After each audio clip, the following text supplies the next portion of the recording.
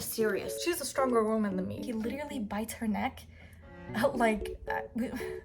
He bites her neck so hard that she starts to bleed. This is where shit really hits the fan. Look at this. This is... That's exactly what I wanted to happen. I planned it and everything. I'm gonna be reading Throne of Glass series, starting with the Assassin's Blade. I have read the series before. My Goodreads says that I stopped after Empire of Storms, which I think that was the last one that was out at the time when I was reading it. I remember really loving this one, Throne of Glass. These are library copies because I don't know if I like them enough to buy them myself, and I like to support my library. I don't think I've ever read the Assassin's Blade, so I'm gonna give this a try. I think it's a bunch of novellas. I've never really dabbled into the novellas universe in any of the series that I read. I don't really like to. Usually I just keep it at the novels. There is 8 books and the last one looks ginormous. Like, excuse me? Sarah J. Maas, bestie girl. Oh my, no way. All these papers are thin. Are you kidding me? 980 pages. You're out of your mind. 980 pages? It's never this serious. It's never this serious. Now I'm rethinking this whole situation. Like in total, how many pages are all of these? I don't even want to think about that. Anyways, I am going to be reading the Throne of Glass series. I thought I might as well give it another chance because the only reason I stopped reading it the first go is because I wasn't really a fan of where the plot line was going. I liked one of the main love interests that didn't end up being endgame, so I stopped. Stopped stone cold. I said, I'm not doing this. I don't want nothing to do with this. But now that it's popping off, I'm kind of like, maybe I'll give it another go. I'll give it another chance. I'll see how I feel about it. Maybe I'll change my mind. Maybe I won't. I don't know that I'll change my mind enough to read 980 pages worth of content. Sarah J. Maas. We're gonna start with the Assassin's Blade, which is a bunch of novellas. I don't know if this should be read before everything else. We'll go from there. To be honest, now that I know that the last book is 980 pages, I'm kind of apprehensive, but I'm gonna push through, and I'll probably take a break in the middle because I cannot see myself wanting to be in a world for this long. For 8 books. I'm definitely gonna have to take a break in the middle. Maybe read like a trashy romance. We'll see where it goes. I have started the Assassin's Blade. I'm back where I was yesterday, but it is a different day. I'm on page 160, which is, I believe, the 3rd story. I'm on the Assassin and the Desert. I read the Assassin and the Pirate Lord and the Assassin and the Healer, and now I'm halfway through the Assassin and the Desert. And I had a moment today where I was like, should I be reading this before I read the rest of them? Because apparently there's different ways. It's kind of like with Cassandra Clare, when you can read her series in different orders, either depending on how she published it or how it, like where it comes in the series or in the timeline of the series. I had a moment where I Googled the reading order for these because I haven't read them in a hot minute. When I was reading it, only Crown of Midnight was out. We're still waiting for Heir of Fire to come out. I stopped because, as I've mentioned before, I had a guy, I was really interested in their story and like the guy that she was with in the books and Crown of Midnight specifically, until he ended up not being endgame, and I stopped. I was like, I'm not doing this because I hadn't read anything about Fae or Mates at the time, so I didn't know what it was about and I kind of wasn't into it. I'm not really in a fantasy mood, I'm not gonna lie. Just before reading this series, I was reading the King of Wrath, King of Pride, King of Greed. I read them back to back, and I've been more in like a romance thing. The first story was The Assassin and the Pirate Lord, which kind of was boring. I am not gonna front with you. I was kind of bored, and most of it, 75% of the time, it was kind of interesting. And then I read The Assassin and the Healer. That one was a little bit more interesting than the first one. And now The Assassin in the Desert is okay. Like I said, I am not a novella type girl. I'm just not a novella girly. Like if I care very much about the characters, then maybe I'll read it. I didn't even read like the novellas between the City of Bones series or the Infernal Devices or any of that, and I love those characters and I don't care, to be honest. Like, mind you, There's 8 books in the series, 7 books in the series. The last book is 980 pages. What do we need these novellas for? I'm just not understanding. Like, are they necessary for the plot? Could we not have gotten them across in the 7 other books that are in this? I'm just not, you know, like, I am trying. I really am. So I pushed through and I've read these, even though I just am not, I think maybe it'll help me understand her better. I'm almost halfway through. I'll probably be able to finish this tomorrow. I do not see myself reading any more of this today because I'm kind of tired from work. I'm kind of burnt out from reading romance, trashy romance, and now to jump into this is like, honestly, I haven't been in a fantasy mindset to where when I first read the first novella, like reading the first few pages of the first novella, I was lost in the sauce. I did not know what was going on. I was lost. I'm enjoying it. It's not bad. It's pretty fast-paced as far as novellas go, but novellas tend to be faster paced because they're like 70-80 pages, so you have to get your point across. I think they're probably helping you understand better about Selena's mindset. I never know how to say her name. In my mind, I say it perfectly. No flaws, no nothing. But in person, when I do say it out loud, because most of these words I don't read out loud, so when I do say them out loud, I kind of feel a little bit stupid. She's very, I forgot how narcissistic almost she can be. I'm mostly looking forward to finish this so I can jump into the first book. That's the story that I remember and I love, and it'll be easier to push through Throne of Glass and Crown of Midnight because I've already read them before and I kind of have a gist of what's going on and I know the characters-ish.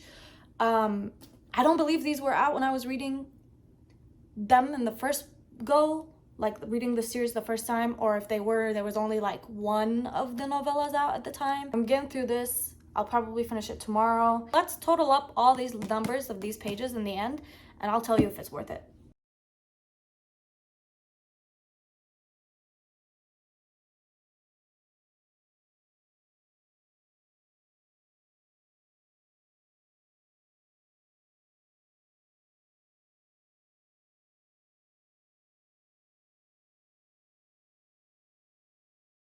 This is what we're here to talk about. I thought I was holding it upside down. So the Assassin's Blade. It is 5 stories. The Assassin and the Pirate Lord, the Assassin and the Healer, the Assassin in the Desert, the Assassin in the Underworld, and the Assassin in the Empire. It is 435. So I finished this earlier today. I enjoyed it. I gave it 3.75 stars out of 5. It was interesting. I definitely enjoyed the last 2 a lot more than the first 3. I understand why you should read this first because it gives you the backstory of Selena and how she ends up where she ends up in the first book and the Throne of Glass book. So I get the preface for all of her story and everyone she met. This is gonna be spoilery, I think. I won't make it spoilery. No, I will, actually. I've decided that I will. I really liked one character in here. His name is Sam. He ends up being killed off. I'm glad for the backstory provided. I probably wouldn't reread it, to be honest. I don't think it's necessary. Sarah J. Maas has a very specific voice and a very specific way of writing characters and dialogue and scenes and stuff. So it was very easy to read and follow along with.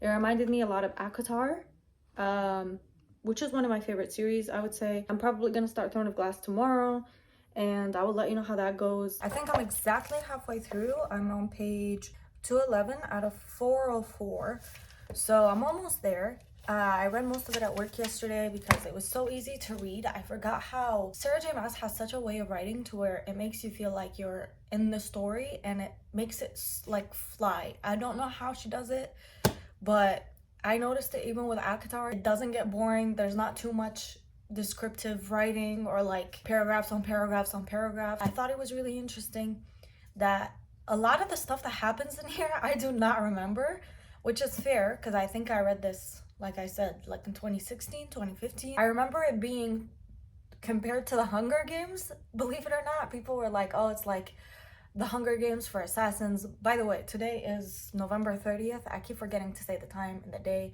Today is November 30th, Thursday, if I'm correct. She's 18 in this book, which is crazy because I was so much younger than her when I was reading this book.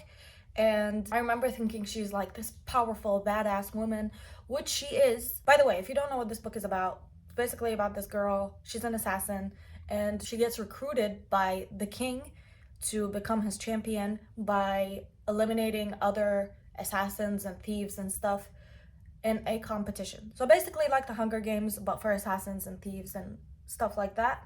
And yeah, the story begins with her being escorted to the prince and Prince Dorian, and he tells her, I want to recruit you for you to be my champion, and I would like you to compete and win because I know you can win. I have faith in you.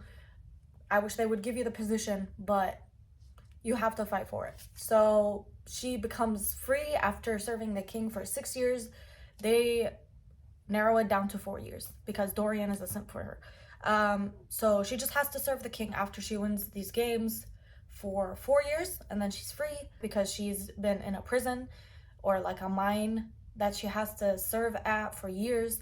And the mine environment, I did not remember anything about it because I guess my brain just blocked it out because of how foul it seems. Like Girlie was getting whipped and they rub salt into the wounds so they don't heal, which is insane because she was what, 16, 17 when she went to the mines, which is crazy because you're doing this to a 16, 17-year-old. Like wild, really truly wild. But now that I'm reading it back as a 26-year-old, I'm like, she's a child. She literally acts like a child. Her inner monologue, so childish. Like the way Sarah J Maas wrote her, she just comes off as childish. Like when she's thinking to herself, she's like, oh, I can't believe this. And she hears like these two like royal noble girls speaking about her, and she like gets upset, so she throws like a plant at them, but it misses. I thought it was so funny because she is a child. She is literally 18 and they're treating her like she's this adult when she's a baby. Basically, she loves herself, which is good, I guess. I don't know. It's just strange because you're not really used to people being, or like characters in books being like, oh, I'm the best thing to walk this earth. Like usually the books I read are like, the characters are like, nobody thinks I'm pretty, I'm forgotten. Like in ACOTAR, Feyre was forgotten by her family. No one really wanted her. But in this book, Selena is like, I used to be pretty before I went to the mines, and I had so much beauty. And she loves like fine things and luxury things and silks and pretty clothes because she is a girl after all, which is really nice to see that depiction of a girl. It reads very easy. I really liked the introduction of Dorian and Kale. I'm still not the biggest fan of Kale. You probably will not catch me saying that I'm the biggest fan of Kale. I love his friendship with Selena. I just was never his #1 fan, and I probably won't be because he's annoying and like, I know as book girls we love like the broody type of man, you know, he's big, he's broody, nothing makes him smile, nothing makes him happy. I just don't like him. I don't like him for Selena. To be honest, I'm Team Dorian. I know they don't end up together, but I do love them together. I love the way they talk to each other, even though in the beginning I didn't remember this, but they don't really get along in the beginning, and he's such a playboy. He flirts with literally anybody and everybody, and he's apparently known to keep company of women like all the time, and like entertain women and like stuff like that, and I didn't remember that about him. I thought he was shy. He's not. He's very flirty and open and like extroverted, and I like him a lot. I love him. A couple of scenes I wanted to mention. So in one of the scenes that I thought was so cute, it makes me cry. Kale is giving her a tour of the castle before the thing starts, before the tournament, whatever you want to call it, starts. She sees the library and she almost passes away. She's like, oh my god, this is the most beautiful thing I've ever seen. And Kale is like, you can't take any of the books because they belong to the king and his son. And so she sends a letter to Dorian. She's like, hey, I'm just like, you know, a lowly girl. I would love to read the books, even though I know they only belong to you and whatever. And so he sends back, half an hour later, if I'm not mistaken, he sends her back a stack of books with the servant and a letter saying, of course you can borrow whatever book you want from the library. It's for you too. But these are my favorite books. He gave her his favorite books to read. He's like, these are my favorite recent reads. I would love for you to read them. Are you fucking kidding me?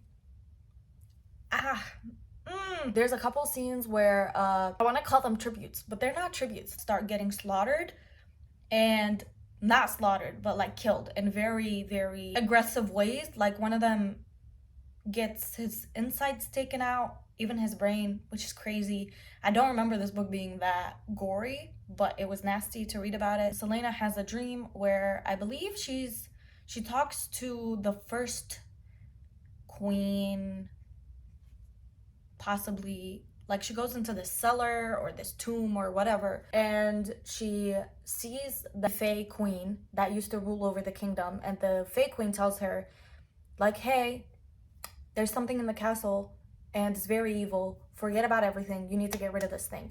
And Selena is like, are you kidding me? Like, why is this on me? I didn't remember this book having a lot of stuff about Fae from the very beginning. I thought it was just mentioned. I didn't keep up with it, I guess, when I first read it the first time. Obviously, the whole Fae mate thing is Sarah J Maas's thing, right?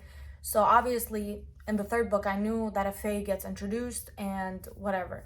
But I didn't remember it being mentioned in this book, but it is. There's a lot of Fae stuff and a lot of, like, there's markings in the castle that no one knows what they mean. And she asks about them and they're like, oh, these are old, like, stuff from an old religion type of thing that nobody knows what they mean. Don't look into them. And then she has the dream and she gets told, like, yeah, there's something evil in the castle. You need to get rid of it. It's killing people. There's other champions dying possibly because I'm assuming that it's possibly because of this evil thing that lives in the castle. I don't know if it's a being, it's a spirit, or what it is, but it's killing the other tributes. I'm gonna call them tributes because that's the first thing to come to mind. I just watched the Hunger Games movie like last week. Then there's this princess, I don't know how to say her name, Nehemia? She's a princess that is visiting and she thinks there's something off about Selena because Selena is pretending to be like a noble girl that came with Dorian. Nobody knows about these games that are happening. They can't tell them that she's Selena. This is another instance where I thought she was very, like, narcissistic because they tell her that she can't say that she's who she is. She can't tell people that she's Selena, even the people in the games. She has to pretend to be this girl. Her name is Lillian. She's a jewelry thief. And her first thought isn't like, oh, I have to pretend. It's like, but that erases everything I've accomplished, which is fair enough. But she's like, it's so embarrassing to me. They're like, you need to be in the middle so people don't keep an eye out for you and people don't hurt you and people don't recognize how talented and skilled you are. So you need to rank in the middle because they get ranked and over the weeks they eliminate the last person that is ranked in that specific thing that they do. If these men found out that Selena is a 18-year-old girl that they've been afraid of this whole entire time, is gonna make them mad. And she's like, hate it, but I'm gonna go with it. I am enjoying it. It reads very easy. I probably will finish the last 200 pages today. This is how much I have left. It's very easy to read, very easy to keep up with. The story is getting interesting. I don't remember what the evil thing is that's in the castle that's killing all these men. I've rambled on enough. I'm gonna finish this and then I'm gonna come back and talk to you about my thoughts.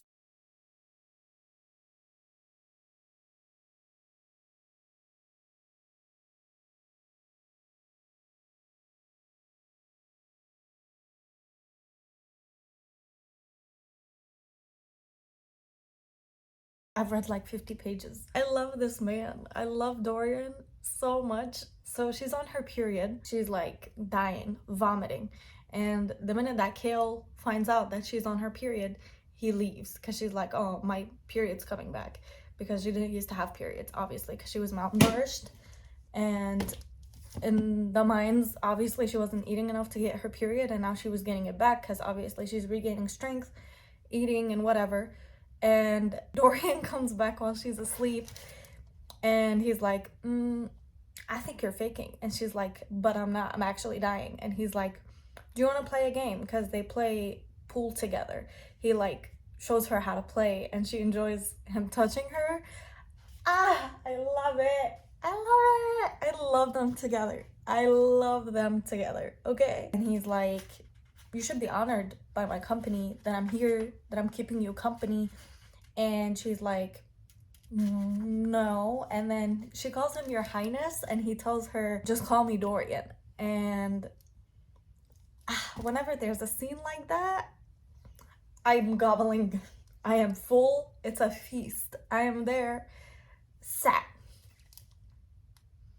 I'm sad. She's a stronger woman than me, because it could not be me. I promise you, if the Dorian came to me and said, call me by my name, I'd be like, what else? I hate myself sometimes. He looks at a book that she's reading and he's like, this isn't one of the books I gave you. And it's a romance novel. It's a romance novel. And he's like, I didn't give you this. So he opens it and he's reading like one of the like paragraphs and he's like, you're really reading this BS? And she's like, yeah, I like it. She tells him that she told Kale to read it. And Kale was like, I'm not reading this shit. And he's like, don't compare us. You're not allowed to compare us.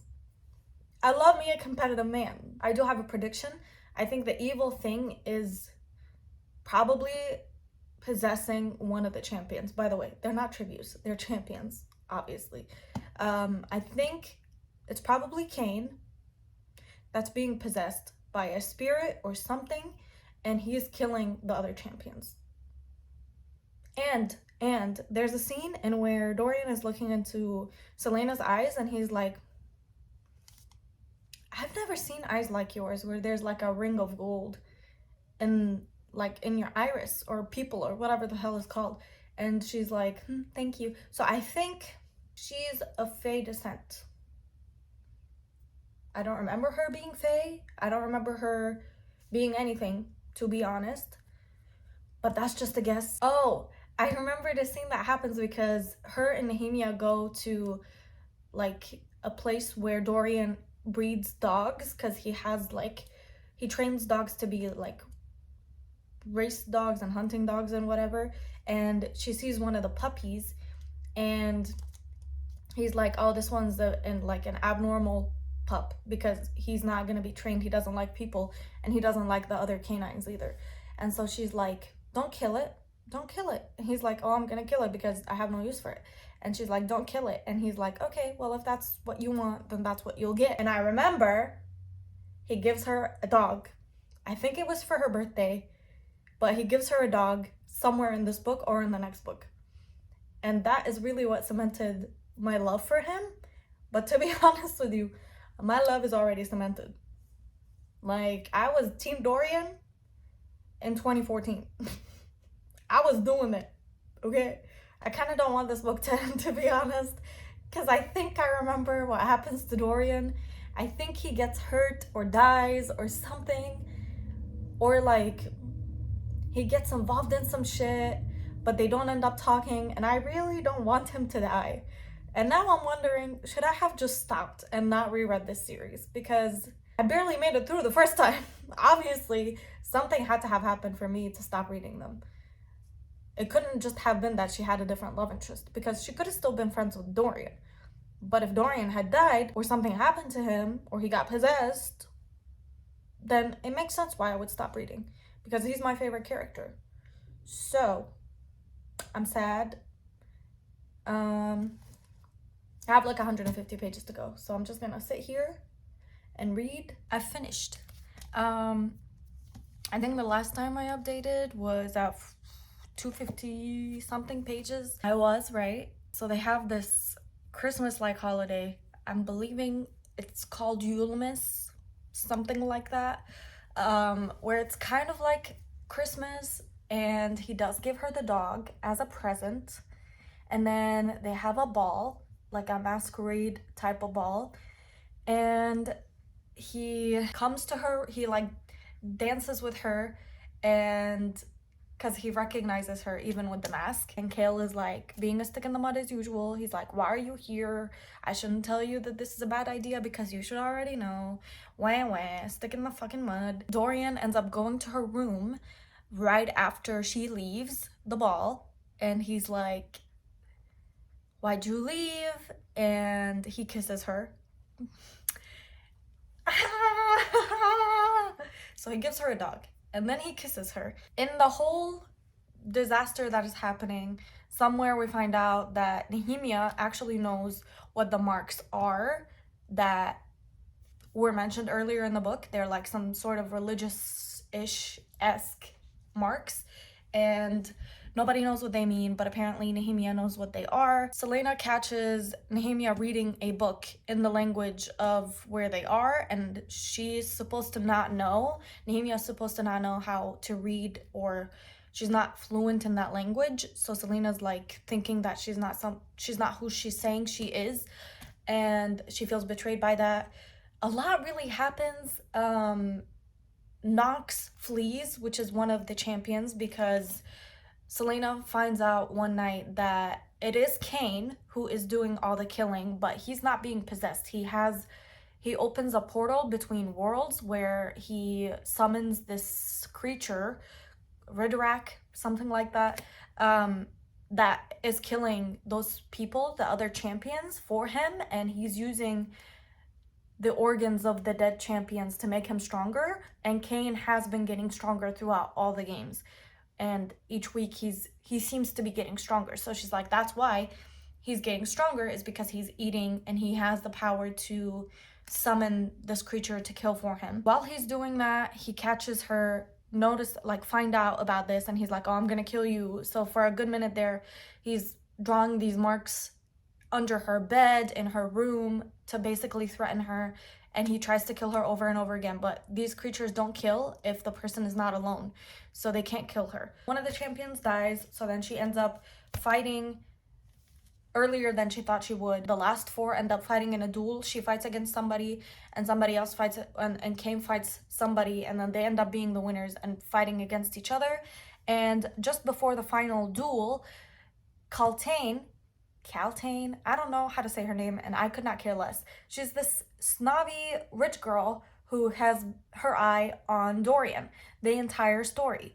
And she's, mind you, she's engaged to Duke Parrington, some other character, and Duke Parrington tells her that Lillian isn't really Lillian, it's Selena. And she's like, well, I can't let Dorian be infatuated with this girl when she's a freaking assassin. The king, Duke Parrington, and Kaltain decide to poison Selena just before the last duel to get her to be weak so King can kill her, because the king doesn't want Selena to be his champion either. He wants Cain, obviously, because Cain used to serve in the army, in the king's army. So they poison her. She ends up fighting, winning her duel. Cain ends up winning his duel. They go against each other. She starts to feel the effects of the poison, and she almost dies at Cain's hands. But then Elena, the first queen, ends up coming to her in a vision again. By the way, the queen, the first time she sees the queen, the first time Selena goes down and sees the queen gives her an amulet. The amulet is supposed to protect her from like the evil spirits and protect her from any harm, and that gets ripped away from her during the last duel with Cain. And so now she's vulnerable to attacks, and the poison is inside of her, and she can see all these spirits that nobody else can see. So basically it looks like she's insane, and she realizes she's been poisoned and she's about to die when the first queen, mind you, she's a fairy queen because she was the first fairy queen, she takes the poison out of Selena. She's like, I can't save you from this battle, but I can take the poison out. So she takes the poison out. Selena is being watched by all these people. Kale is like standing there going, get up, get up, get up. Dorian is like, I should save her because she's gonna die. But if I save her, that would make it look like Cain is the winner. Somehow they fight. She gets free of the poison. She leaves Cain, but she's like, I'm the winner, clearly, because she, has him on the ground, whatever. And he goes to stab her in the back, and Kale kills Cain. It's his first kill for Selena. So she's bleeding, whatever, and she's crowned the king's champion. She wins. I'm sure I'm jumping over a bunch of stuff because there was just so much happening in the last 100 pages. She ends up winning. She ends up being crowned the king's champion against the king's wishes. He don't want her, but she wins, so it's fair game. The king ends up meeting with Duke Parrington and Kaltain. He's like, Duke Barrington immediately is like, it wasn't me. I didn't poison Selena. Mind you, the king wanted them to poison her. But Kaltain ends up being detained, and Duke Barrington is, he's like, it wasn't me. I had nothing to do with it. The next day, Dorian comes to visit her to congratulate her. He's like, hey, congratulations, you won. You're the king's champion.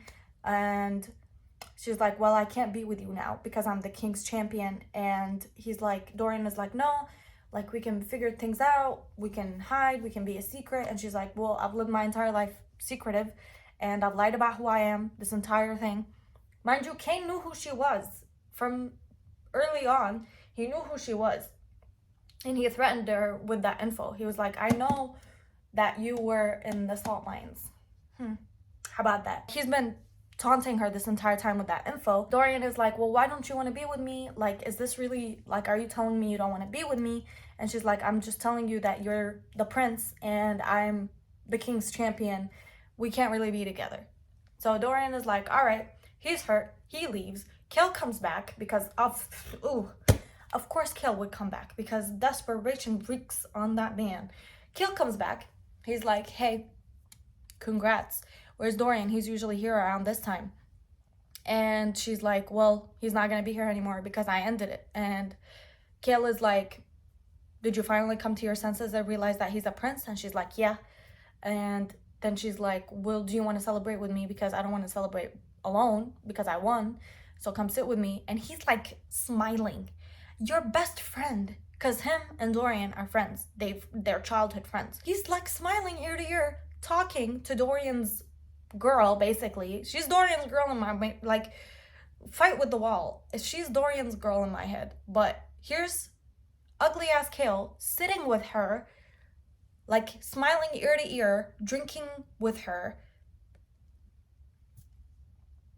And then in the end, she ends up signing the contract to become the king's champion. And Kale is like, well, do you want to know what your first mission is? And she's like, tell me tomorrow. And that's how it ends. That's it. This is my last book of the month because today is November 30th. And I really wanted to finish it today. So I would finish it on the last day of the month. And then tomorrow, I'll start my baby boy, Crown of Midnight. I do remember this being my favorite in the series. Mind you, I only read like 4 or 5 books. 4? I want to say 4. On my Goodreads, it said that I read until book 5, which I don't remember. I literally recall none of the info of that. So, when Selena is thanking the queen for saving her, the queen is like, blood ties can't be broken. And somewhere in the book, Cain is like, he obviously can open a portal between worlds. He knows Selena's story, but we don't, not that I know of. And he tells her, oh, how was it waking up between your parents when they were covered in blood? Which is so strange because I don't remember this being mentioned. Maybe my eyes glazed over it when I read The Assassin's Blade. But why would... And then you have the queen, the fairy queen, telling Selena blood ties can't be broken. So I think this is not a far off thing to think, honestly, because what else could she mean by that? I think Selena is related to the queen, the fairy queen, which would mean that she has some fae blood in her. No? So then that must mean she has a mate.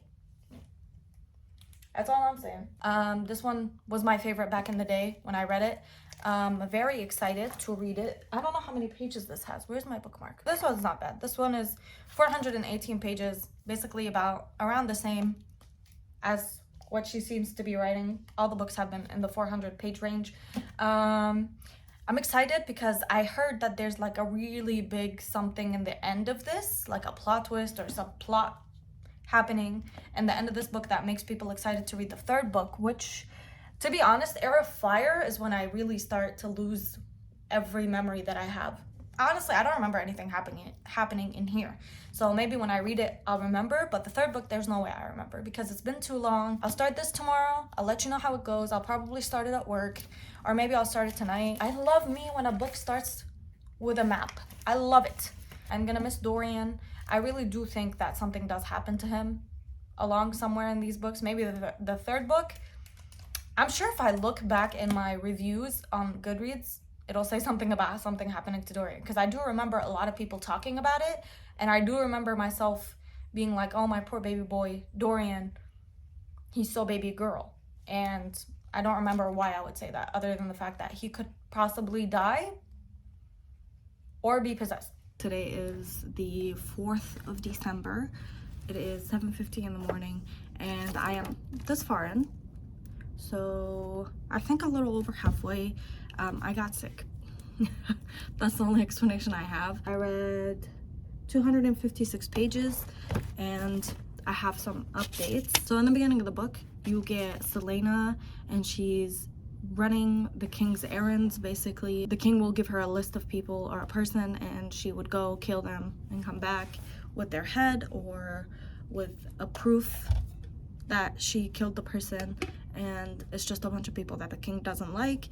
And Selena obviously goes on these missions far away, but the truth is she's not actually killing anyone. She gives them like a ultimatum. She's like, hey, you could leave right now and fake your own death and disappear forever, or I kill you and I have to give your head to the king.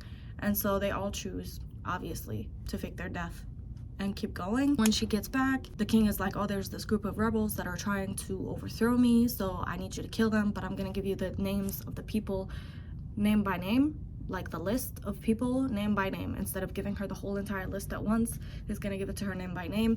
And the first person that he gives her is Archer. His name is Archer, and he happens to be a person that she knows from her life before serving the king and the games and whatever. And he trained with her like for a little bit under Arabin, so she doesn't actually tell that to the king, but in her head she's like, oh, I have to figure out if this is actually true or if it's not.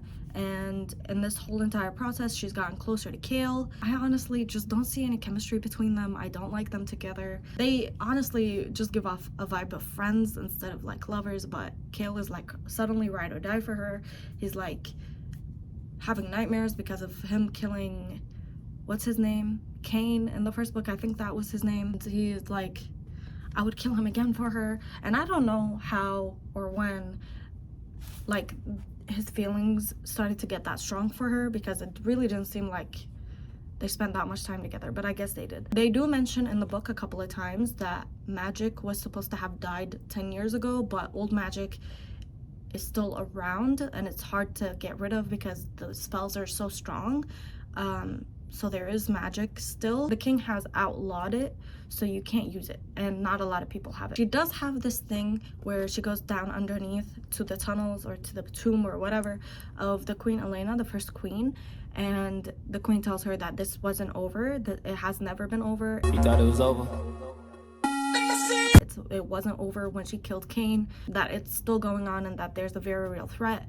And there's like a talking doorknob thing that tells her you have to ask the right questions, otherwise I can't help you.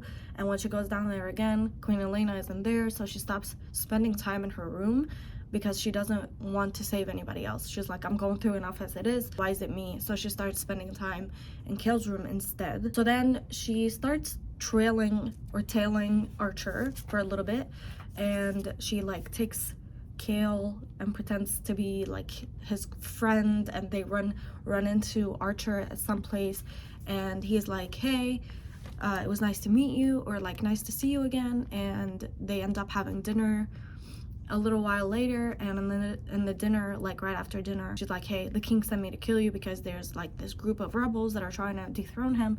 And he's like, hey, it's not me, but I do know that he's a courtesan, so he's like a whore basically. He's like, I'm not a part of this group, but I do know a couple of clients that have been talking about like getting rid of the king, so if you want to come to this party, there's gonna be a bunch of people there, I can get you into this office that might have something to do with this. She's like, okay, cool. She ends up going to this party. She ends up getting caught. She ends up getting sliced by this knife or dagger or whatever. It's been a while since I read this, so it's just loosely interpreted. She ends up getting stabbed or whatever, or like cut, and the knife has poison on it, so she barely makes it to Kale's quarters. And she's like, she says the name of the, I think it was Bloodbane or Bloodroot or something, and she ends up like passing away, and he ends up taking care of her. They do mention Aelin, which is the heir, who is supposedly dead. No one really knows if Aelin is dead or not, so supposedly dead. Nehemia is upset at Selena because she's like, are you sure this is a good, like, you killing these people, is it a good price for your freedom? Are you sure you want to do this? Are you happy with what you're doing? So Selena ends up telling her the truth. She's like, hey, I'm not actually killing all these people. I'm just saying that I'm killing them because I don't want to die. And now Nehemia is the only one that knows. She ends up taking Nehemia down to the tunnels or to the tomb. And I don't remember what he was upset about, but Dorian is upset about something, and he ends up punching a wall, and like the glass shatters and the stone cracks, and he's like, huh, something is a little strange here. This doesn't seem normal. Like maybe the walls were already cracked and I came and finished them off. They're old, whatever. But it seems that he has traces of magic in him, which is obviously not okay because magic has been outlawed. Nehemia sees him and at like a party or something, and he tells her that he's over Selena and he's not gonna chase after her anymore, and somehow they get onto the topic of magic or something, and Nehemia like touches Dorian's chest and she's like, you have immense power, but it sleeps in you. It sleeps here. And so when he punches the wall, he's like, is this what she was talking about? He's like upset in the library and books start flying, like going everywhere, and that is another indication that something is wrong with him. There's magic there. He needs to look into it. So then it's Kale's birthday and Selena takes him out for a dinner on the roof or whatever. I didn't really care enough to like, you know, imprint the images into my brain. She ends up telling him like, hey, I'm not actually killing these people. So now Nehemia and Kale are the only ones that know that she's not killing the people that the king is telling her to kill. She's just telling them to fake their death. And Kale ends up kissing her and they end up sleeping together, which is so fucking lame because it's just so lame. Like, I don't like them together, so I don't really care for that. Helena and Nehemia end up fighting. I don't remember for what reason, but they end up having a fight. And the king tells Kale to have Nehemia watched and questioned because of what she knows about the rebels and whatever and whatnot. Kale ends up being kidnapped by a group of assassins that leave a note for Selena that are like, if you want him, you better come here and whatever. Selena ends up being really pissed because this reminds her of when Sam was killed in the prequel novels and how she was betrayed. So she's like, somebody's betrayed me, I need to go. She ends up going in like a rage to this place where they have Kale being held hostage, and she's like swinging these knives and throwing these daggers and shit when Archer walks in, and he's like, hey, I'm actually in this group and we just wanted you to see who he truly is. So Archer and his group are working with Nehemia. Nehemia is a spy at the court to help her kingdom, because obviously this isn't her kingdom. She was sent there by her father, so she's spying and she's helping get the information to Archer's group. And then somehow Archer ends up telling Selena that Kale knew this entire time that Nehemia was being watched and that she was being questioned, and he didn't tell her, and she ends up being really, really upset at Kale. They end up having a fight. She loses it and almost kills Kale, and Dorian ends up stopping her, and because she's so violent and so like on a rampage, they end up like putting her in prison with Caltaine from the first book, the girl who tried to poison her. That's where I stopped. It's getting very interesting. I only have like maybe 200 pages left, maybe 150, 175, something like that. I'll probably finish it today, and I'll probably talk about it maybe today or tomorrow. A lot is happening. It seems that it's building towards something. I don't know what, but I do remember something about Dorian, and I wish I didn't. I forgot to mention that the reason that she tries to kill Kale is because the rebel group basically tells her, he's not who you think he is. He knew that Nehemia was being questioned by the king and he didn't tell you. And she's like, where is she now?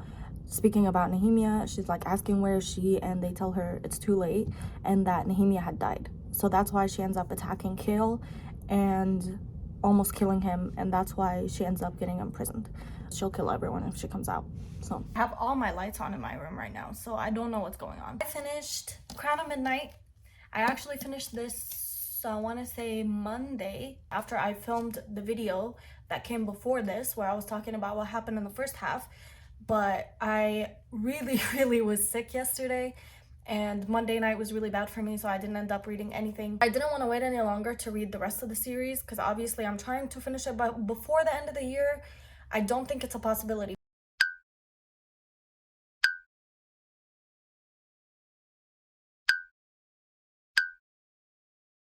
because today is December, what, 5th?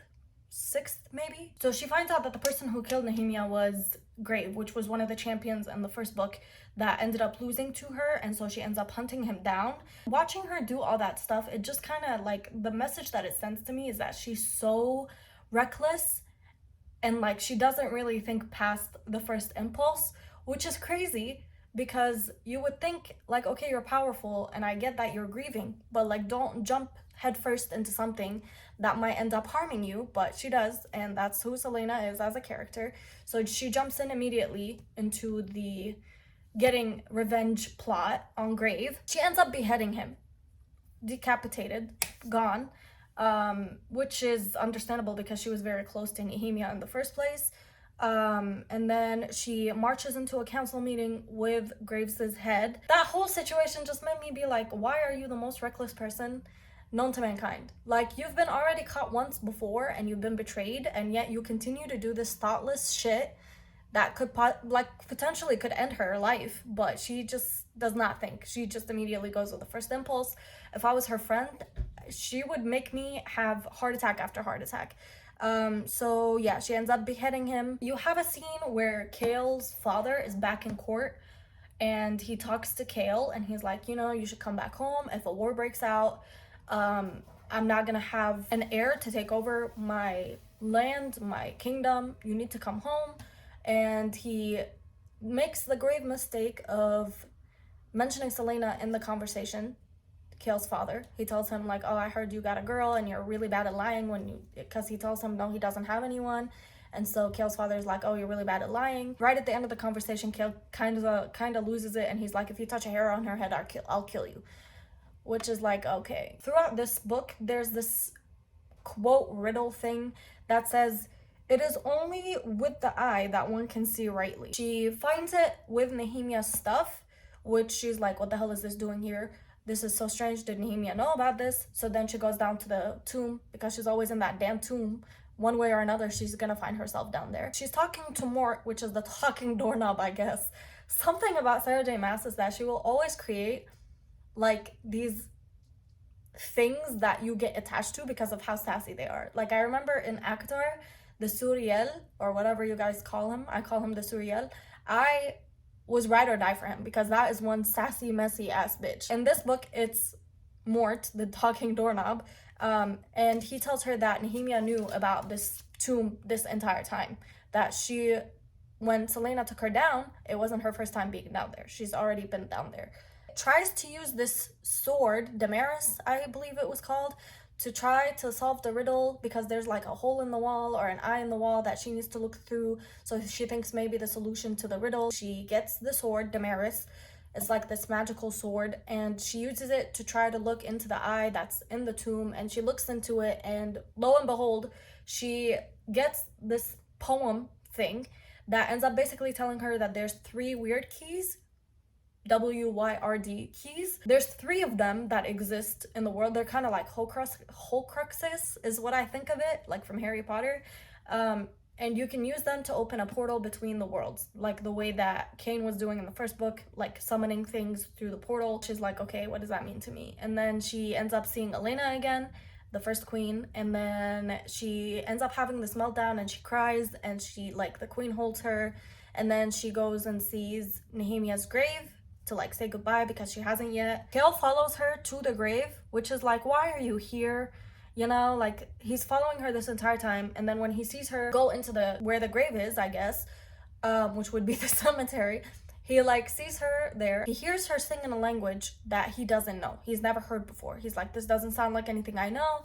Maybe it's something she was raised with, but I don't know what this is. I've never heard this language before. It's very strange. Keep that in mind. It's very important. Then after that, she basically starts spending a lot of time with Dorian, because Dorian is also going through a lot of stuff with his magic and whatever.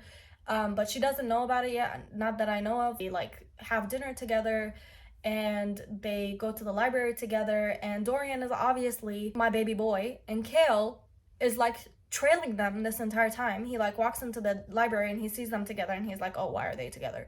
So then he goes to the librarian and he's like, hey, I had this friend who had somebody die close to them and I'm trying to honor them. do you know of a song that somebody would sing? It's not in any language that I know. And the librarian basically tells him that's the language of Fae. It's not any language that, like, in the olden Fae language and like customs, they would sing for the dead. So that's kind of strange to have Selena do that. So he was like, that's kind of weird. But and then she just has dinner with Dorian, which is incredible. I love it. I love to hear it. There's a lot of moments in this book where Selena and Dorian are together, which I am all here for. Basically, she talks to Mort and she ends up finding out that there's 3 weird keys and that the king possibly might have one, and that's how he gets all his power. But it's not a complete, like, for sure thing, but they think, like, obviously he might have one because he has a lot of power. But if anybody were to get hold of all 3 keys, they'd be really, really powerful, and can control between the worlds and the portals, and they can summon things that might be dangerous. So there's this witch, her name is Baba Yellowlegs, which is so strange. In the beginning of this book, Dorian goes to her to ask her about magic when he realizes that he might have some trace of it, and she basically doesn't tell him anything that he needs that is helpful for him at all. So he's like, whatever, cool, I don't care. Selena ends up visiting her later in this book to talk to her about magic and whatever, and the Fae, I guess.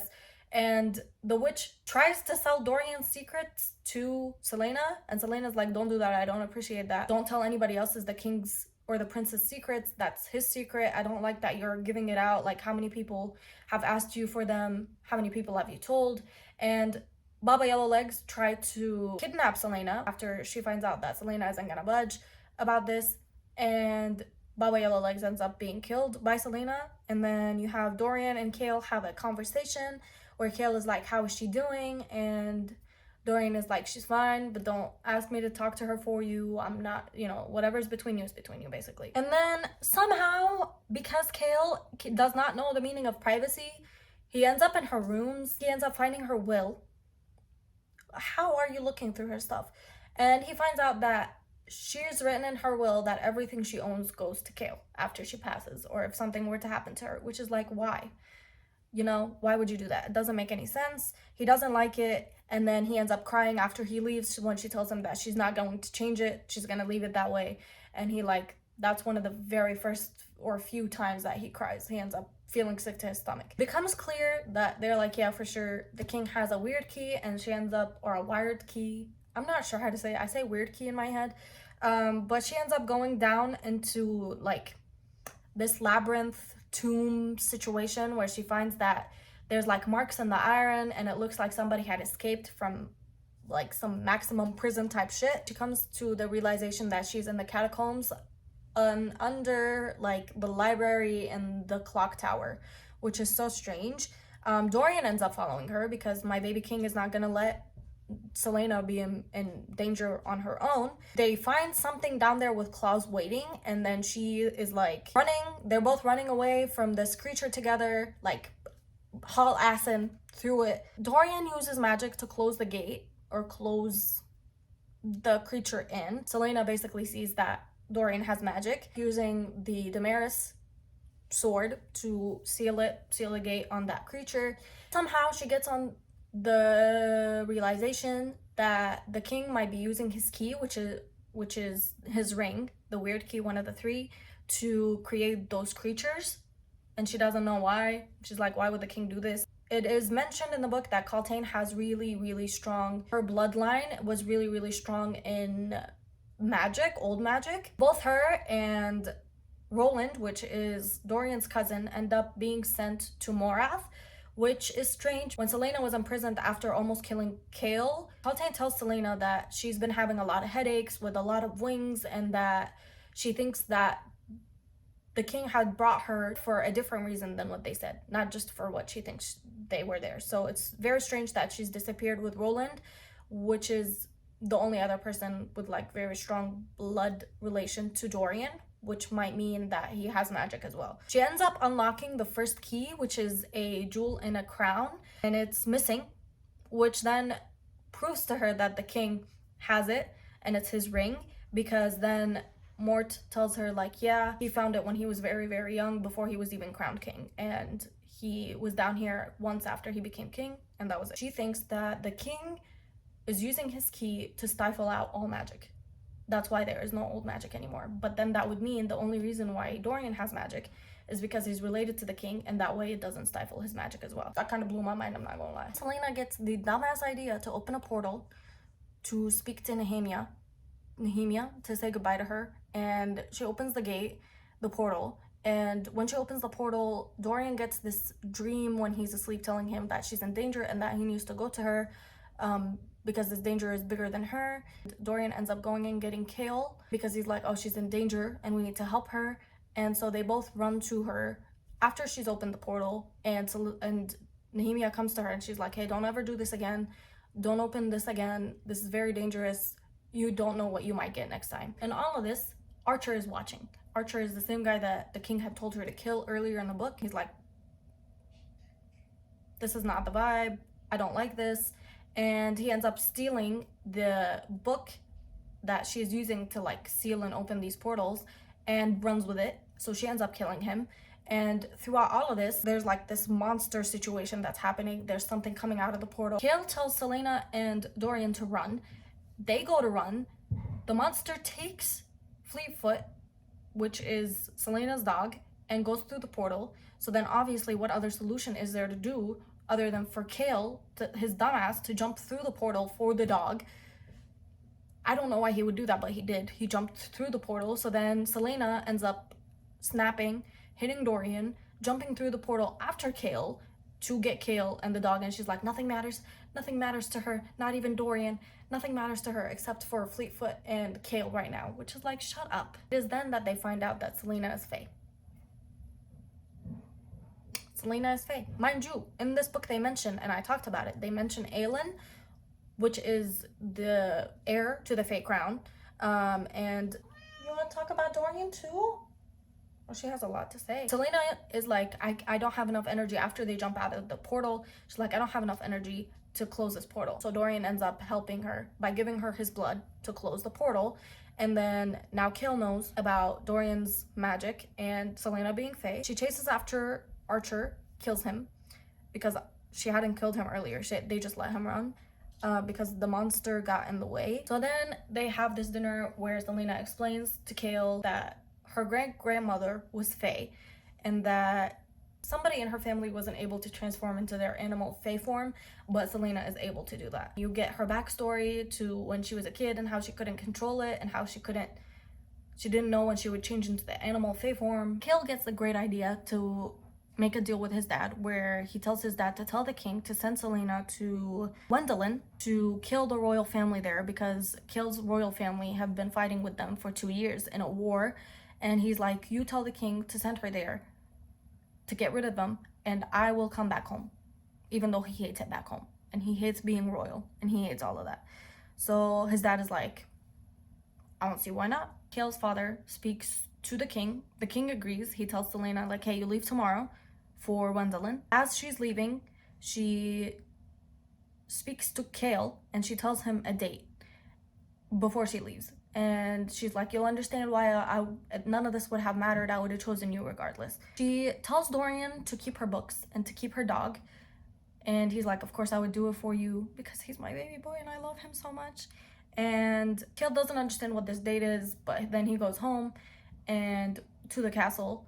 And as she's leaving, he's looking through her stuff and he realizes that the date that she told him was the date that her parents had passed. She gives him the Eye of Elena, and which is a pendant that she's been keeping that the first queen gave her in the first book. And then he does some more research and he finds out that the missing heir, Aelin, has the same eyes as Selena. In one of the poems, they speak about how the eyes have a ring of gold around them, which is what Dorian had told her earlier in the first book. He was like, oh, your eyes are so strange. I've never seen eyes like that before. Then they find out that Selena is the lost heir of Terrasen. They just sent her into Wendelin, which is the last stronghold of the Fae, and they just sent her to the place where she would probably find the most allies. And that is where the book ends. I remember a lot about this book, and I remember it being my favorite, but I do not remember finding out that Selena is Aelin, which is crazy. I did not even see it coming.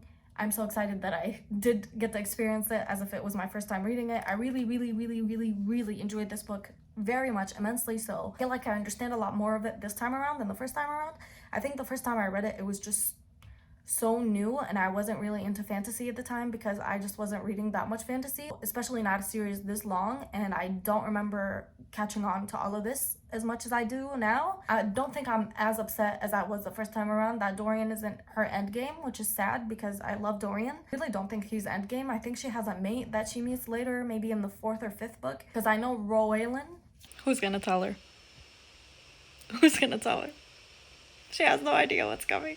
Is a thing. So I know his name is Rowan, and I did meet him in one of the books earlier when I read it the first time around, and I didn't like him, but I do know that Sarah J. Maas obviously writes a lot about Fae and mates and stuff, and I did read ACOTAR after DNFing this series, so I think it will be interesting to read about now and see how I feel about the whole mate situation and if she's written it in a good way as much as she did with the ACOTAR series. I do see why it's a lot of people's favorite in the series, but I do hear through the grapevine that the next few books are a lot of people's favorites in the series, so I'm really excited to see why that is, because I don't think any would top this for me. And also I found out that there's a tandem read situation going on with, I think, Empire of Storms and Tower of Dawn, which is interesting. I've never had a tandem read experience before, so I think it'll be interesting to see how that goes, because I didn't even think that was a option.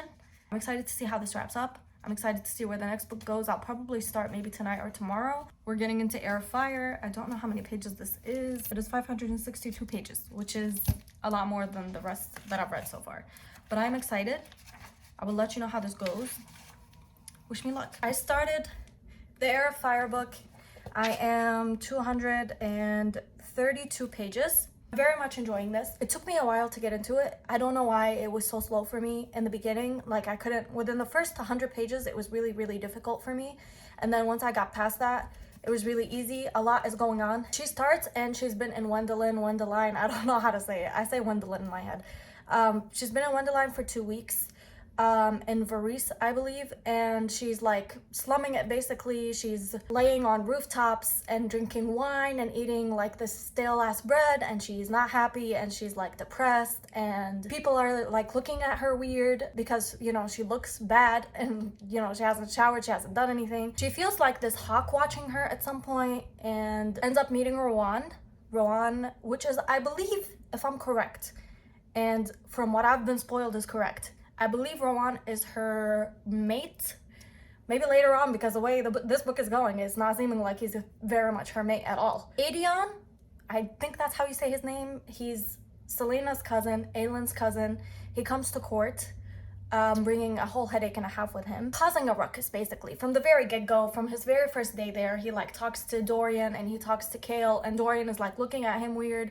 He's like, you have the same eyes as Selena, that's kind of strange. And Kale keeps trying to distract Dorian from thinking that by asking Adion a bunch of questions and shit. Dorian is very angry, understandably so, at Kale for sending Selena out to Wendelin and not talking to him about it, because he's obviously Selena's friend as well. So they're not talking, and then we get a bunch of scenes about this witch clan. Her name is Manon Blackbeak. I fucking love Manon. I can't believe it. She had no idea how much she was gonna love this character, guys. She's like the heir to the Blackbeak witch clan, tribe, I guess. We get a bunch of scenes with her and I believe, hold on, I bookmarked this because I knew I was gonna forget the names. So they have the Blackbeaks, the Blue Bloods, and the Yellow Legs, and they get invited to go to the castle because Baba Yellowlegs got killed in Crown of Midnight. The Blue Bloods, the Yellow Legs, and the Blackbeaks witches end up being summoned to court by the king because they're like, we don't know who killed Baba Yellowlegs, so we gotta figure out who it is, which is Selena. Obviously we know that, but they don't know that.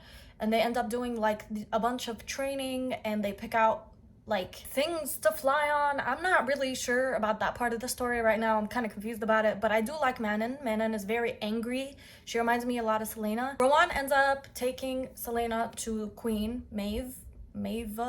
I don't know how to say her name, but you know who I'm talking about. He takes her to the queen. The queen is like, hey, I know who you are. I know that you're Aelin. The queen basically is a bitch. Queen Maeve is a bitch. And she tells her that she has to train with Rowan. Selena is like, absolutely not, I don't want to do this. And Rowan is like, absolutely not, I don't want to do this. But neither of them have a choice, and they listen to the queen even though she's a hoe. And she's like, you're gonna have to earn your keep by working in the kitchens. And Selena does exactly that. She starts her days after that by working in the kitchens and training with Rowan. The king calls Dorian while all this is happening with Selena, and he's like, you're gonna have to entertain Adion. And he takes him on this walk in the the gardens, I guess. And Adion is basically being a douchebag to Dorian. He like pushes him into the bushes, and Dorian this whole entire time is trying to keep hold of his magic and not to burst. He gets injured by being thrown into the rose bushes, and he ends up going to the healers. Dorian ends up being treated by none other than Sorsha. Sorsha is in love with Dorian.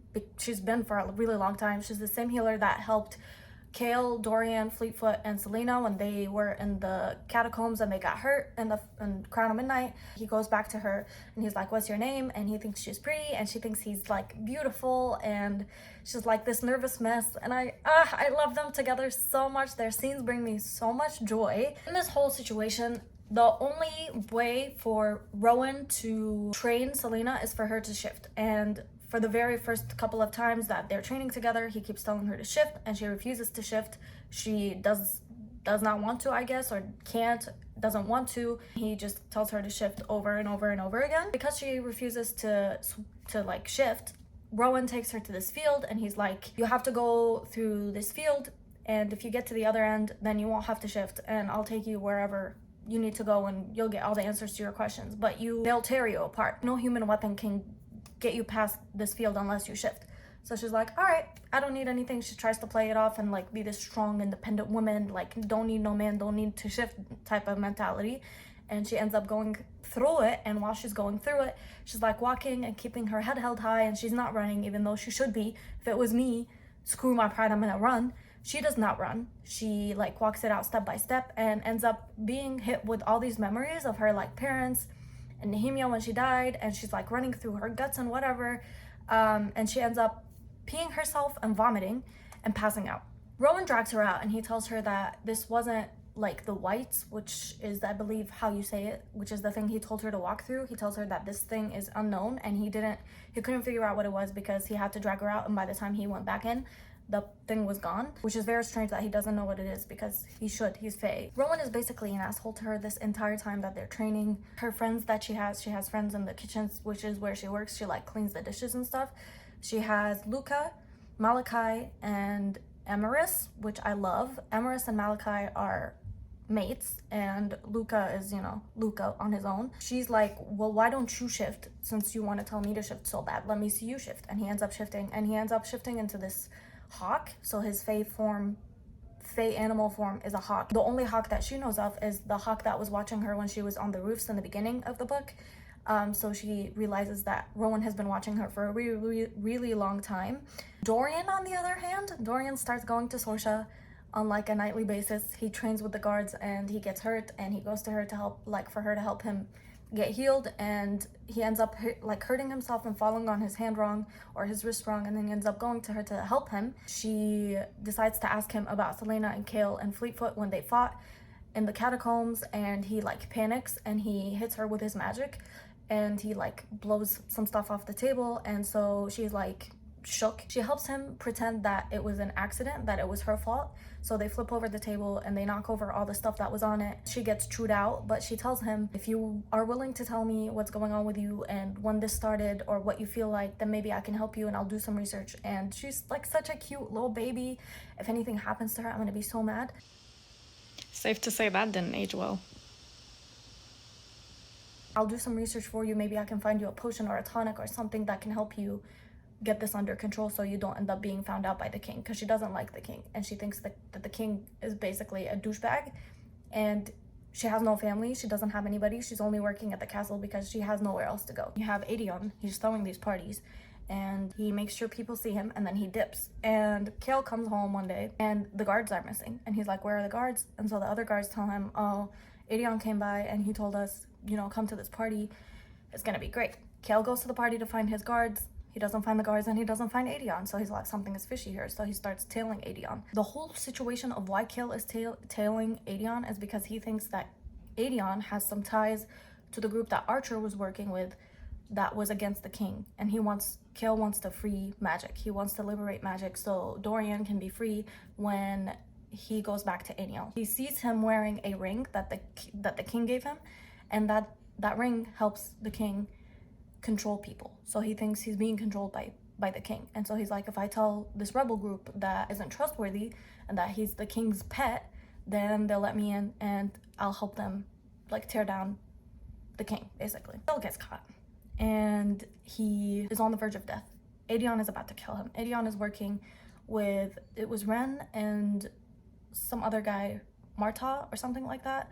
They're working together and they're looking for Aelin, even though they don't think she's alive. They heard some rumors, they came to court, they're looking for Aelin. And so because Chaol is about to die, he takes a chance and he tells Aedion that Aelin is alive and that Selena is alien. Meanwhile, Selena and Rowan are still training together, and somehow they get into this argument where she talks shit about the queen. He's like, don't talk shit about the queen. And she's like, the only way you'll get me to stop talking shit about the queen is if you rip my tongue out. So he literally grabs her tongue, and he's like grabbing her tongue as she's biting on his fingers, and he's not letting go. And afterwards, he literally bites her neck.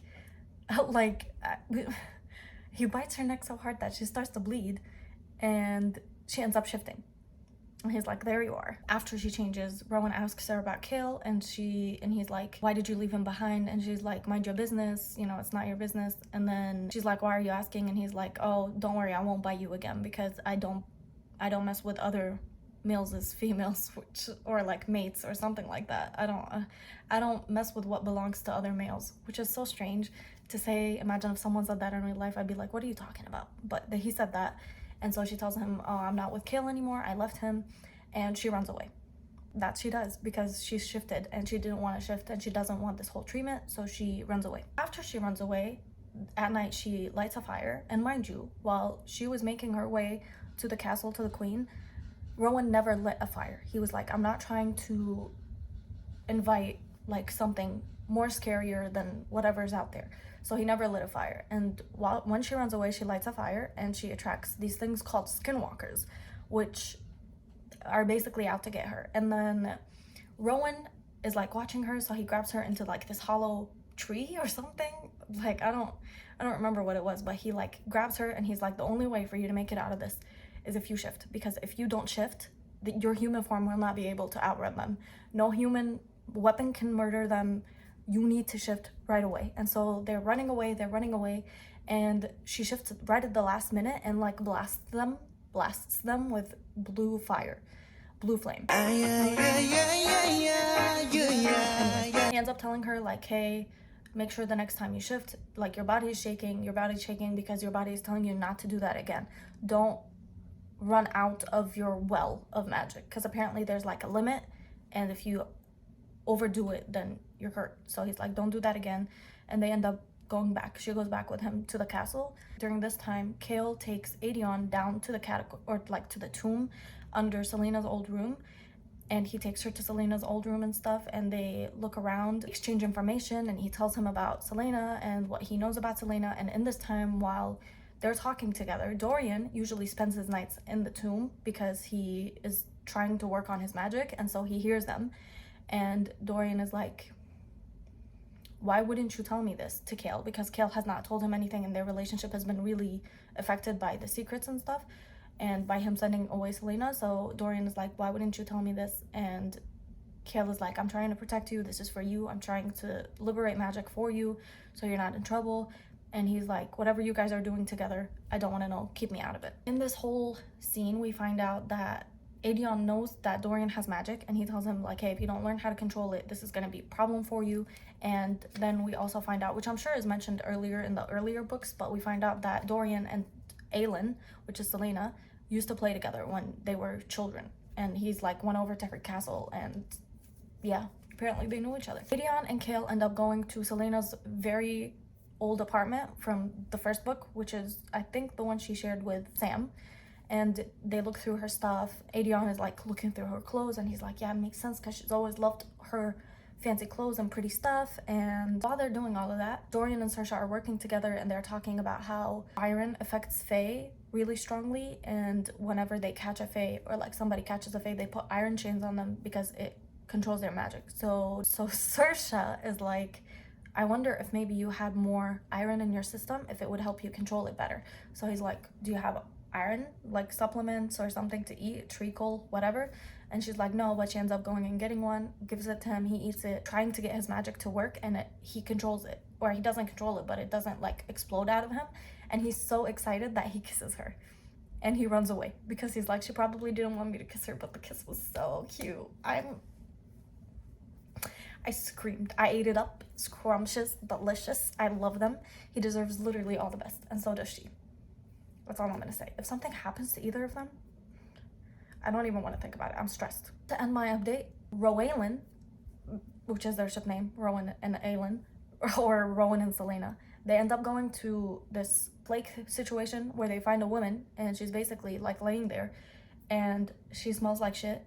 And Selena's like, I've only ever smelled this once in my life, and this is a very weird situation because there's no scarring or injuries or wounds or anything. Rowan is basically like, I think this is the same thing that you saw when you were dealing with the whites, the thing that gave you all those old memories that basically almost killed you, because when you came out you didn't have your freckles and you looked pale and you looked on the verge of death. So they think that thing is like out there terrorizing people. Eating it up. Like I said, I'm like 232 pages in, a little bit close to halfway. It's a little slow for me. I don't know why I'm reading it a little slower than I usually read my books, but I'm enjoying it nonetheless. I'm eating it up. I do not care about the whole witch situation that's going on. I'm sure it'll be important later on because it always is with Sarah J Maas, but I don't really care that much for it. I do like Manon as a character, but otherwise I like Dorian and I love Saoirse, and I love their relationship together because Dorian deserves to be happy and so does Saoirse. Rowan is an asshole, Selena's an asshole, and everybody's an asshole basically, except Dorian and Saoirse, because they're not. Kale is an asshole, Aedion is an asshole, but he's like ride or die for Selena. He's like, Aelin is my queen, I was supposed to take an oath for her, I don't need no explanation on why she disappeared for all these years. And he's like, I'm gonna find her and I'm gonna build her a court and it's gonna be great. And as a cousin, I mean, what more could you ask for? I have finished Heir, and this is really good. I'm not even gonna front with you. I'm filming on my camera today, so excuse the little reflection of my lights. The last, like, 50% goes by like crazy. I don't know where I stopped updating, but Rowan ended up going to a town that's 20 miles away after she manages to start shifting on her own without like the rage and all the anger and stuff. So she shifts and they end up going to this town 20 miles away because there's another dead body. When they go to investigate this dead body, no one in town knows anything about the dead bodies and nobody talks to them until Selena starts going like charming them and buying stuff from them. So then they start opening up to them and they tell them that they have basically no idea about what's going on with these bodies that are disappearing. They have no idea what's going on because the bodies that are going missing are bodies of people that no one is going to notice missing, or that are people gonna miss. So these are people that are basically nobodies and they're disappearing. At this point, Selena, Aelin, is able to shift and change into her fae form, but she still can't control her fire. And she gets like these flashbacks of her family and her parents, and she has this flashback of her burning these library books, a bunch of like library very important books and stuff, and the town is like really angry at her and her parents are arguing about it. She hears them one night and Aedion is also there. Saoirse is making these tonics for Dorian and she's pretending that they're contraceptive tonics, but they're really to like control his magic and to keep it under wraps. And they've been dating for like 2 weeks and seeing each other, which is so cute. Ren, which is the guy that is working with Marta, Kale, and Aedion, ends up getting hurt because people are looking for him. And he gets hurt right before a meeting with the rest of them. So basically he comes to them and he's like all punctured and wounded and hurt, and Kale, they basically have nowhere to go, Ren and Marta, and so basically Kale tells them to go to this apartment that he knows, which ends up being Selena's old apartment, and they stay in it for a little while Ren recovers. One of Rowan's friends ends up coming to him one night at dinner and they disappear and he looks like better for wear, and so Selena's like, oh, he kind of looks hungry, let me go give him this food, even though she's not really worried about him being hungry. She's just worried about why Rowan didn't tell her anything about his friend, or why they just disappeared without saying anything to her. So they disappear into Rowan's room. She comes in and she's like, hey, do you want this too? And she sees Rowan giving Gabriel, which is his friend, a tattoo. She's like, why do you do this? Do you do it for money? Like, this is very strange. And they end up having a fight, and he tells her, like, I don't care about you. You don't have the right to ask these questions about me. And then the next day, or the same night, she ends up going to the kitchens, and Malachi gives Emrys a blade, which is from where Nehemia was, which I don't know how to say the name of the place, so I'm not gonna butcher it. But he ends up getting a blade, and he shows it to her, and she's like, I don't care about any of you. Nobody talk to me. Like, she basically blows up in his face and basically cusses all of them out. She really hurts Emrys's feelings. And then Emrys goes to Rowan. Later that night, when Rowan comes back down to the kitchens, Emrys tells him that he knew Selena's mom, and she had worked with him in the kitchens like forever ago, and she worked with him for a very long time, so he was friends with her mom, and he knew who she was the minute that she walked into the kitchen. And he's like, I don't know what you're doing to her, but you're sucking her dry and you're really upsetting her, so you better work on that and stop hurting her feelings. Rowan is like, I figured out how to help her, and he ends up taking her to this lake situation in a cave. I'm not really sure how that works out, but it was there. And he ends up taking her there, and he has Luca there sitting on the ice. That it's a lake that Rowan had frozen over, and then there's Luca sitting on it, and he's chained up so he can't go anywhere. And he's like, go get him. And she's like, why would you involve him in this? And he's like, well, you care about him, so go get him. Don't break the ice while you're at it, because obviously she has the firepower. So she cusses him out, but then she ends up somehow controlling her power enough to be able to walk across the frozen pond, and then she fires his chain and breaks it and gets him off. And while she's getting him off, there's this creature that is under the water that has a red eye that she ends up fighting, and he slides her like this dagger, and she ends up fighting with the creature. She ends up fighting with Rowan afterwards, tells him to never involve any of her friends ever again in anything like this, because she really cares for her friends and stuff. And he asks her, like, what's the big deal? Why do you act this way? And she tells him, like, hey, I had my friend Nehemia, and I let her down, and all these things. So she basically tells him all about Nehemia and why she cannot have her friends involved in this type of stuff.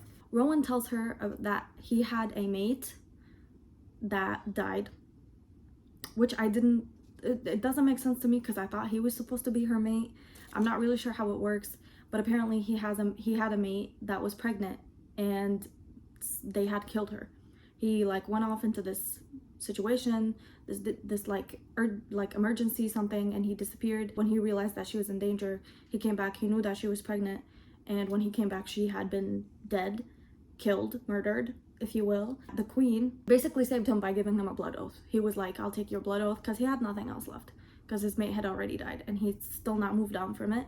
And since she's not moved on from Kale, he's like, we'll move on together. We'll figure this out together. You have Manon's story, on the other hand, which I really could not care less about. I like her as a character. I just don't like they're training for this games that the winner of is going to be ruling over all the witch clans, and Manon needs to win because her grandma is abusive and needs her to win. And so she gets this creature. This creature can't fly because his wings are ruined. And so she names him Abraxos.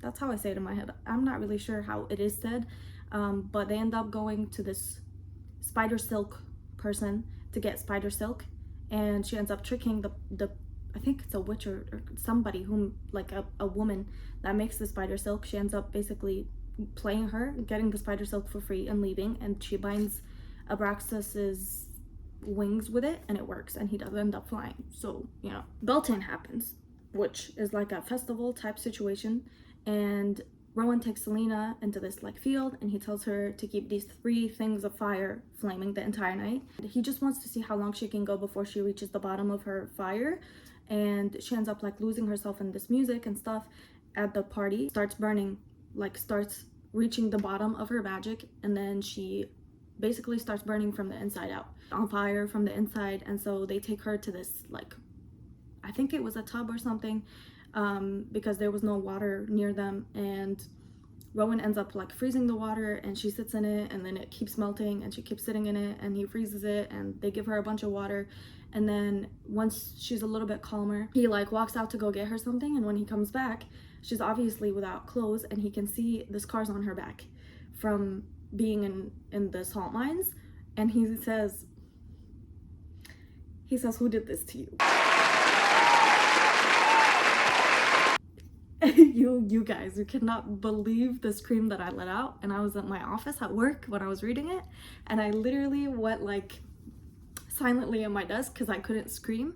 But we got it, guys, we did it. And she was too tired to fight with him, so she basically just told him what had happened and where she got them from, and he ends up leaving and like flying for a little bit, like screeching, because his form is a hawk. And then he's like, "Oh, I'm pulling the same shit that I pulled with my first mate," or like, I don't know if you can have multiple mates. I don't know, to be honest. He ends up leaving, and then when he comes back, he's like, "Oh, this is what I do with my mate. I should not be doing this because I should not be running away from her. This is the time she needs me the most." So he ends up coming back. She ends up staying with him until she recovers. And her birthday happens, and she turns 19 years old, and he gets her chocolates, which is so cute because at this point they're friends or more. Friends, unless... No, I think they're just friends. I don't know if you can have multiple mates.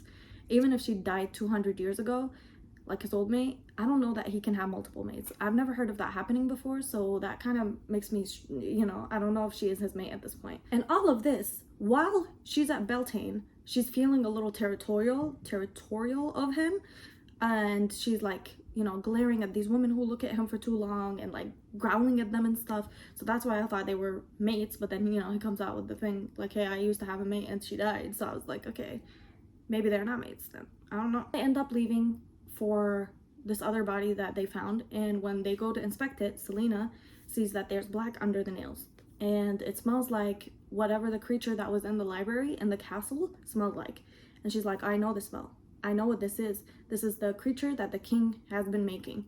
And that's when she realizes what they are. They find out that this general, his name is Norak, something like Norak, I think.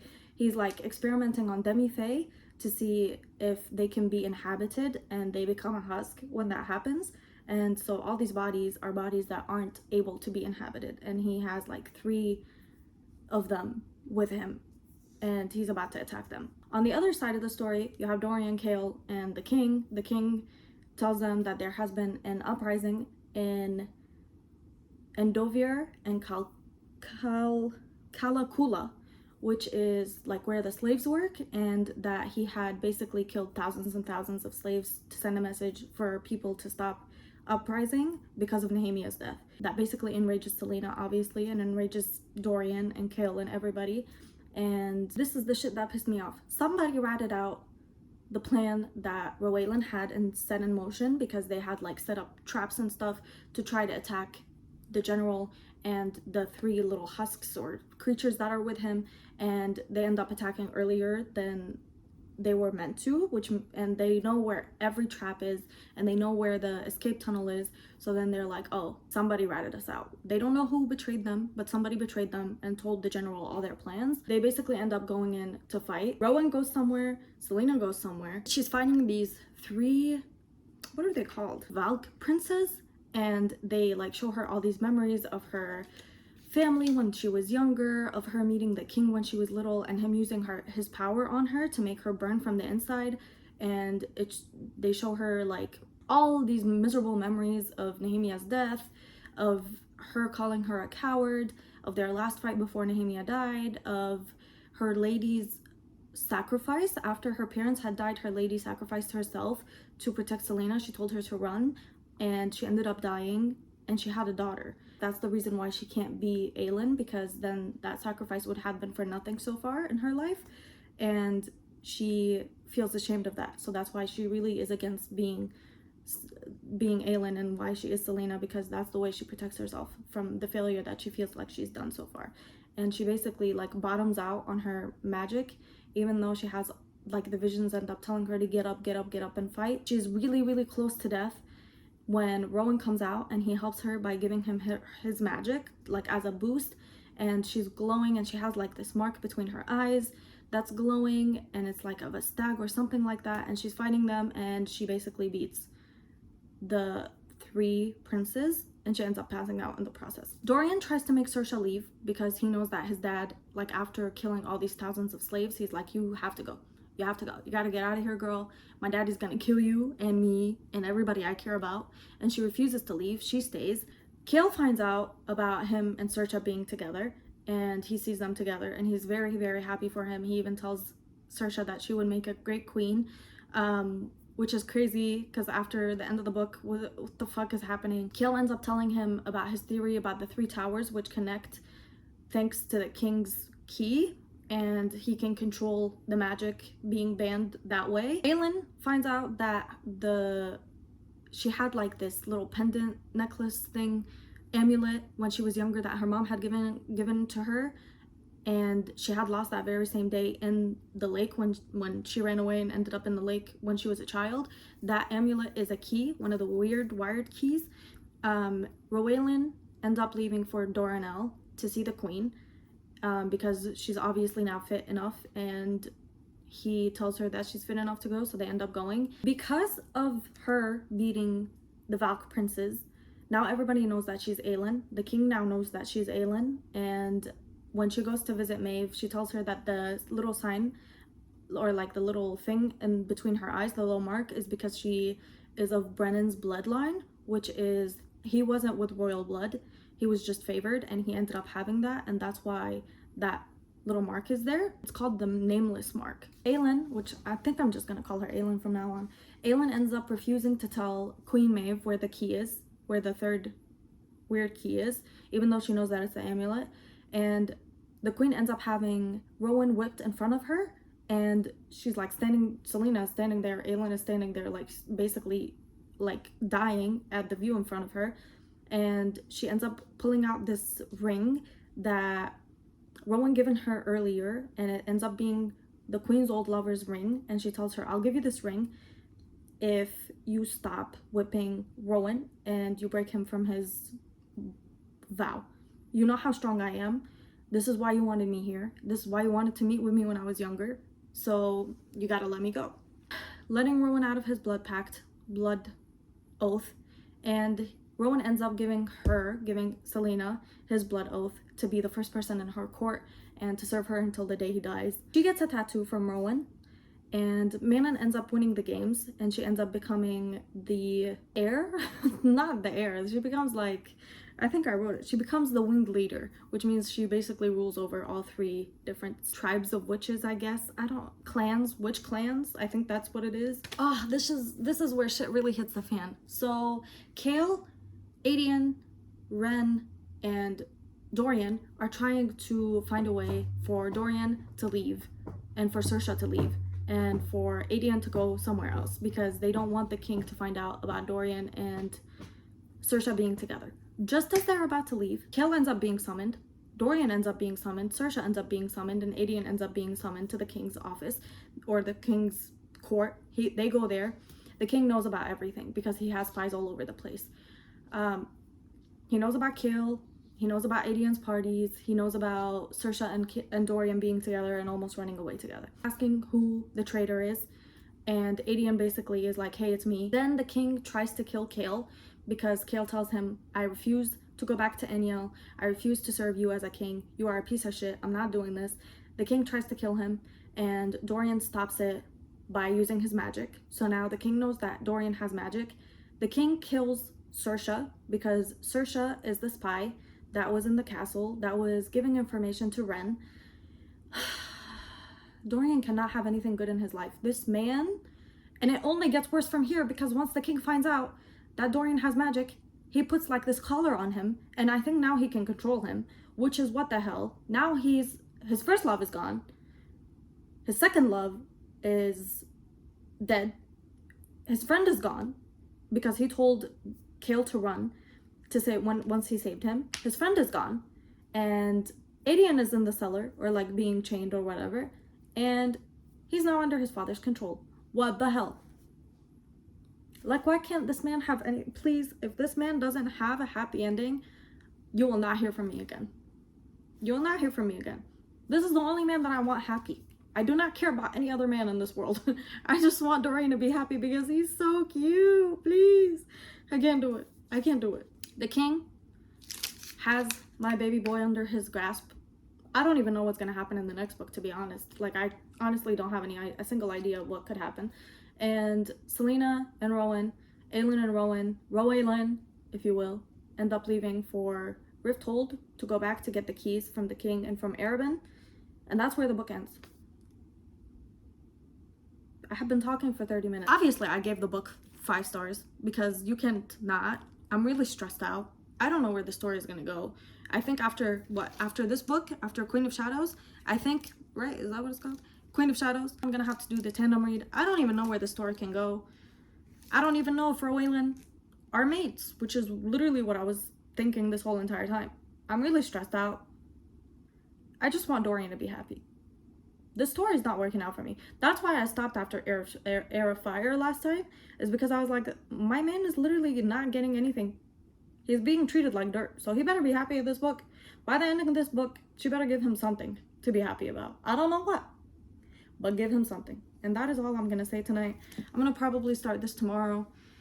Wish me luck. Hey girl, this is the end of this video. Thank you so much for watching. Thank you for watching me lose my mind over the Throne of Glass Part 1 video. I hope to see you in Part 2, where I will continuously lose my mind even more, because the second part is where it really starts going down and where shit hits the fan. I hope you enjoyed this video. I hope you lost your mind with me and me recounting the details of this crazy series and wondering if it's ever that serious. It is.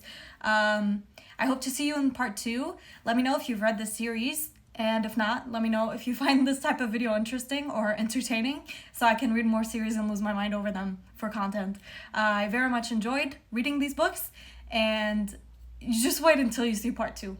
Thank you for watching, and I will see you again next week, where I lose my mind over the rest of the Throne of Glass series. Please read it if you haven't, because I don't know what you're waiting for. It is that serious. You should be reading it. Goodbye.